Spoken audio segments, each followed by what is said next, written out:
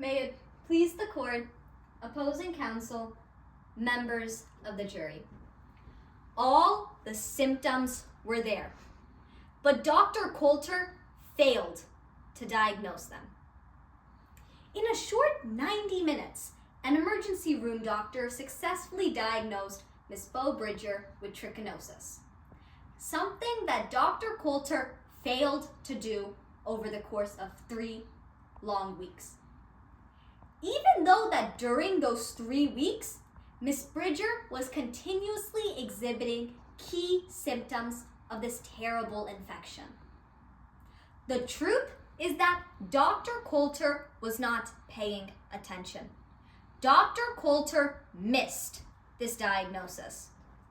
And as a result, my client is incapacitated, dealing every day with long-term brain and motor issues. Now, as my co-counsel explained earlier, this is a case of comparative negligence, and the defense has failed to meet the burden in their claim against my client. Dr. Coulter's office knew that Bo Bridger was eating raw. In fact, today you heard the nurse practitioner testify that Bo herself raised the topics of raw meat during one of the office visits. You also heard testimony regarding an email sent by Bo's father to Dr. Coulter's office specifically stating that he believed Bo Bridger was eating raw meat. Now, in terms of our burden, for the entire 3 weeks that Bo Bridger was sick, all the symptoms of trichinosis were there, ready for Dr. Coulter to diagnose and treat, but he failed to do so. That, ladies and gentlemen, is negligence. That is Dr. Coulter breaching the standard of care. Now, earlier in tonight's trial, my co-counsel had also asked you to pay close attention to the evidence presented. I'd like to review those points now. Tonight, you heard from Bo Bridger's father, Jamie Bridger, who testified to the 3 long weeks of her illness, the multiple incorrect treatments, and the key symptoms of trichinosis that were there. The intense focal pain, swelling of the face and the eyes, and a high fever.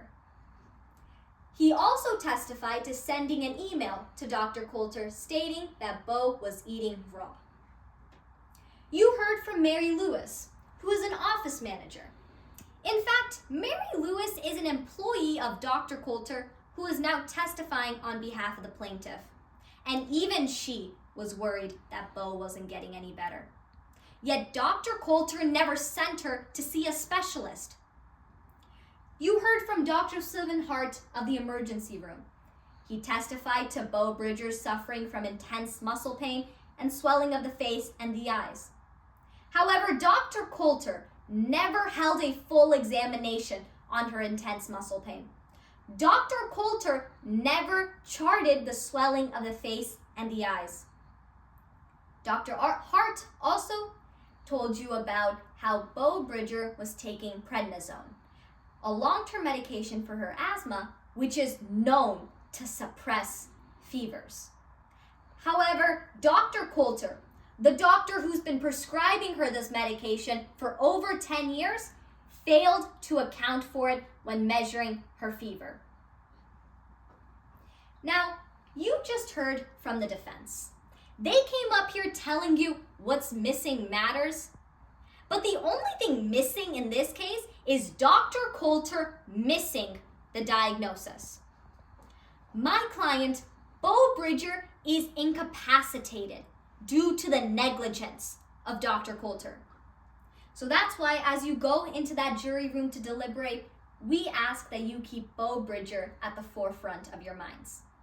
Because she is no longer able to make or communicate decisions for herself, that responsibility now falls to you.